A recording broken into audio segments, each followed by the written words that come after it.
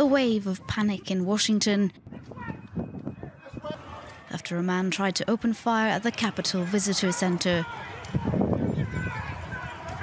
Well, we were just putting our belongings on the security conveyor belt to go through, and all of a sudden there was just a scramble with people yelling and screaming and officers just coming out from every direction with guns drawn, saying shots had been fired. Finally, we got some direction, and officers said, out the doors, to start running, and we start running out the door.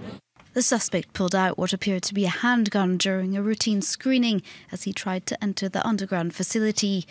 A police officer fired and struck the man, who was then taken into custody and transported to a nearby hospital for treatment. A female bystander suffered minor injuries and was also taken to the hospital. The massive complex on Capitol Hill was then placed under lockdown, but the extra security measures were lifted an hour later. Washington City Police called it an isolated incident, saying there is no active threat to the public. We believe that this is an act of a single person who has frequented the Capitol grounds before, and there is no reason to believe that this is anything more than a criminal act. Police later identified the man as 66-year-old Larry Dawson from Tennessee.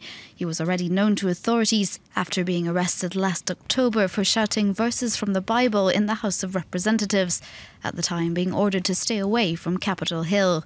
The incident came while Congress was closed for Easter, but many tourists were visiting Washington for the annual Cherry Blossom Festival.